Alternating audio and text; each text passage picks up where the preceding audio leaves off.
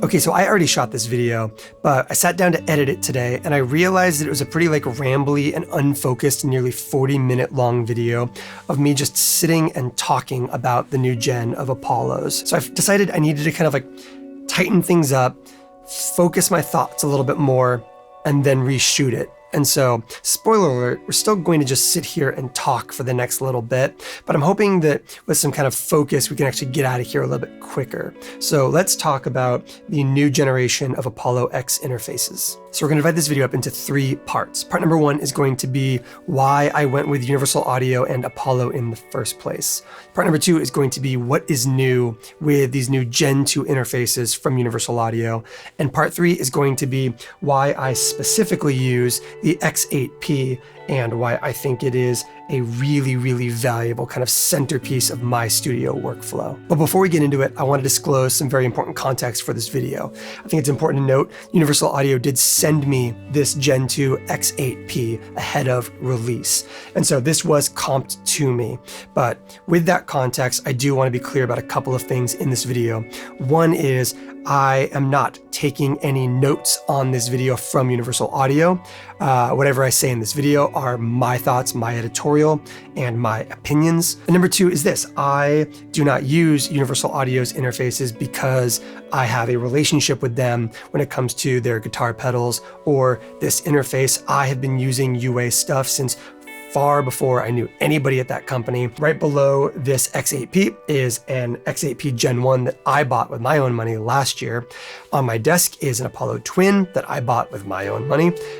This is my, I want to say, 5th or 6th Apollo interface I have used here in the studio, and I have paid for every single one of them, save this one, which I think dovetails nicely into part 1, which is why I use Universal Audio Apollo interfaces in the first place. And as we get into talking about my first kind of Apollo interface and why I went Apollo in the first place, I did an entire video on my kind of recording workflow journey about a month and a half, 2 months ago here on this channel. I will link to it down below if you want a more expanded workflow on what interfaces I bought, when, and why. Link down below. When I was making my jump from my bus-powered, super cheap interfaces that I bought on Craigslist to my first kind of semi-pro, prosumer, hinging on professional interface, I went with a first-gen Apollo Twin used on Reverb. And I went with Apollo for 2 main reasons. Reason number 1 is it was an interface that was recommended to me by people I worked with and knew in real life. And I think that hearing from trusted friends and coworkers about gear, getting that testimonial from somebody you trust is incredibly valuable. And most of the people I worked with used Apollo interfaces, and so it seemed like an obvious jump from that perspective. And reason number 2 was the Apollo kind of unison preamp and kind of the included plugins, the real-time vintage style plugins, held a lot of appeal to me because I was getting into a place where I wanted to make the jump from you just get the audio in the box, you pan the audio out, you set some levels, and you export it, and that's how you record. And I wanted to move from that into a more mixer and producer-minded workflow, where I was making choices about color, compression, EQ, and all of that, both at the recording stage and in the mixing stage. And I wanted to know more about that world, and Apollo gave me the ability to access a lot of really good plugins that did a lot of very famous old school things, so I could start learning what I liked about kind of classic and high-end studio workflows. And that first Apollo really gave me a great sense of what I liked about Neve preamps, what I liked about a 2A compressor, the situations where I would choose an 1176 over a 2A. I was able to make all those choices and learn all those things for myself because I bought that Apollo Twin, and it came with a bunch of these great plugins, all from the same manufacturer that I kind of trusted to do pretty accurate versions of everything across the board, because as we all know, there's 800,000 LA2A compressor plugins out there, and very few of them sound remotely similar. And like I said, in the time between then and now, I have made a lot of changes to my workflow here in the studio.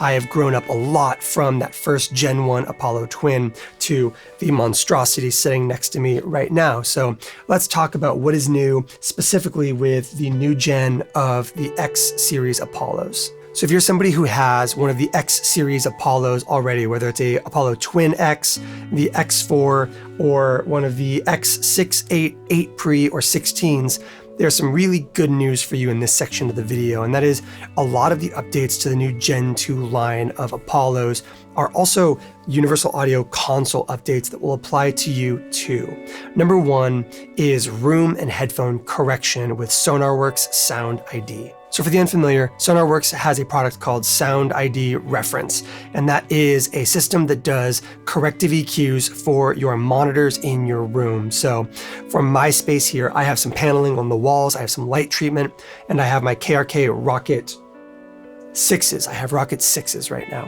And what you do is you take your Sound ID reference microphone, like this little guy, and you follow these steps in the Sound ID software where you set up this mic all around your room, and it measures the frequency response and the frequency curves of your room, and then gives you a prescriptive corrective EQ to apply to your kind of system that allows you to kind of mix a more kind of theoretically neutral room than your room might otherwise be. And there are different people with different takes on the merits of room correction. People who would prefer that you just know the room you're in and work around those constraints, as well as people who prefer to have as neutral a canvas as possible. And I think they both have good points, but the thing that I really like about the Sound ID stuff has nothing to do with this microphone and has everything to do with the headphone correction that SonarWorks offers, which is basically that same style of corrective EQ, but rather than measuring your headphones or something like that, you just pull up the headphones that you use and they will apply a corrective EQ for your specific headphones as tailored by them at their kind of headquarters, which is incredibly nice. And I have found value in the room correction software here in my studio, but it wasn't something I felt I needed. However, I have spent a lot of time recently Googling around and trying to do research on what my next pair of headphones were going to be as I was prepping to upgrade from my Beyerdynamic DT770s. Then I got the headphone correction and I fully jumped ship on the idea that these needed to be updated. For me personally, the corrective EQ on these headphones has basically given me a better sense of trust in what I'm hearing through these, and I probably won't update my headphones for another year or two minimum because of this, which is very handy. But here's why we're talking about this. Sound ID is a plugin that you would usually use on the end of your 2-mix in your DAW for those corrective EQs, which means that you are taking up CPU on your computer, you're introducing latency, and if you forget to bypass that plugin during your bounce down, you end up with a giant master EQ kind of baked over your entire mix, which is a very jarring experience when you're doing your car test. Universal Audio and SonarWorks have teamed up where this is now in console, running off of UA's DSP at incredibly low latency, and in an environment where you don't have to put this as a plugin at the end of your master chain and forget to bypass it later, which is quite nice. Big update number 2 to the Apollo Gen 2 stuff is something that I don't use at all, and that is bass correction. And it basically allows you to set filter and crossover frequencies for a subwoofer in a 2.1 system in your room.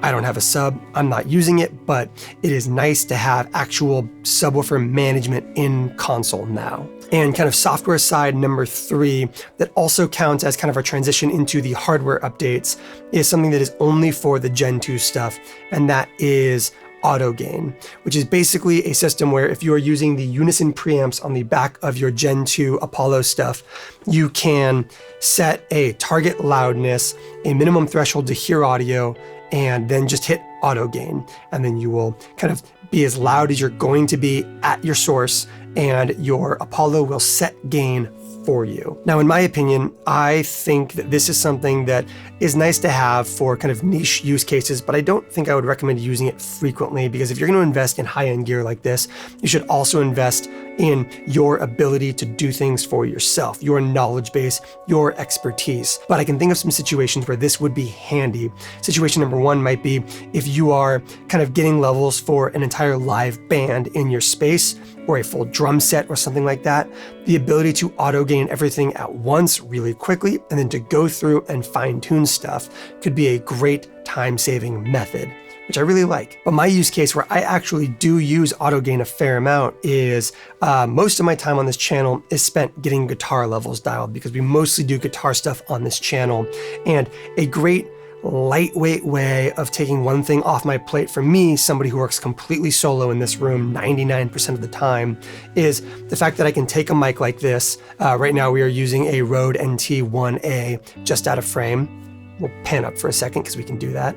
Plug it into a Unison preamp and hit auto gain while I'm doing something else. Just blab at it for a second and then be completely dialed when it's time to record guitars. And I have found that it's a very reliable system. So much so that at the start of this kind of dead roll, talking to camera thing that we're doing right now, we on camera set up our auto gain and did not check it. So let's kind of go back in time and watch that happen right now. 1084 Unison plugin, as you can see right there. There we go. We are setting gain. This is about as loud as I hope to talk today, so hopefully we can catch everything down at this tone of voice where I prefer to be talking all the time. Okay, are we good? Let's take a look. Okay, it looks like levels are set. I am not wearing headphones, and we are not going to test it. So yeah, I haven't heard any of this yet. I have not checked the gain on that microphone. I set auto gain. I did not plug my headphones in. I mean, if you've noticed in the entire time this video has been rolling, my headphones have actually not been plugged into my little 1/4-inch adapter this whole time. So we are just taking it on faith that that auto gain worked out swimmingly. And the last update to the new gen of Apollo stuff, and the thing that I am the most excited about of all of this, is the upgrades to the digital to analog conversion in this thing. There are little updates throughout the hardware on the new generation of Apollo stuff all over the place. And things like the line inputs now have the ability to bypass digital preamp gain when you're using external microphone preamps as line level inputs to your console. But the biggest and most dramatic updates to the new system are the converters on the audio coming back out, whether it's to your monitors or to your headphones. And we're talking like dramatic improvements to total harmonic distortion.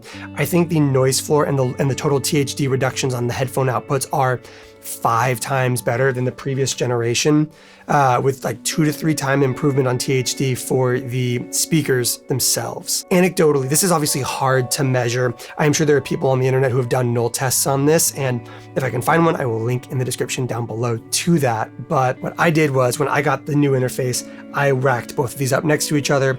I level matched the headphones on both of them, and I just went back and forth and found myself kind of laughing at how much better the headphones sound on the new generation.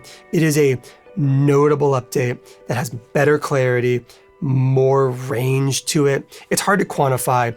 The first gen still sounds great. The kind of game plan for me is to unrack this, put it in an SKB case, and use it as a kind of travel system for being able to record sessions outside of this room. But the conversions on the new ones are amazing, and I really like them. Which brings me to the third section of this video, hopefully the quickest section, and that is why I went with the X8P specifically of the entire line of Apollo stuff. And that is because, as you can see, we are no longer just running into the Apollo by itself. When I picked up my initial Apollo Twin 6 years ago now, or something like that, I was really excited to start learning about what I liked about preamps. And recently, I've started investing here in the studio in analog preamps, stuff like Maris and Warm Audio, and I have found that I'm increasingly developing a hybrid workflow here, and the X8P is awesome because it has 8 Unison preamps, the kind of universal audio, high quality mic inputs that let you use all of those Unison plugins and all that stuff. But you also have DB25 or D-sub breakout cables on the back of this thing as well. And that basically allows me to set up a patch bay where I have access to my 8 microphone inputs on this thing for when I need those, as well as the ability to bypass any of those 8 mic inputs for line inputs for external preamps, external compressors, or whatever other gear I might want to use in a hybrid mixing environment. And so I've been really happy with the X8P because it just showcases itself as a very flexible beating heart of my studio. I can plug in quickly into a mic input on the back, whether it's a vocal, a guitar direct input, or a mic input for a guitar cabinet, or I can use my external gear to my heart's content. I can run audio that I processed inside of my DAW digital instruments and whatever else out through that external gear for analog feel and vibe and warmth and all that stuff.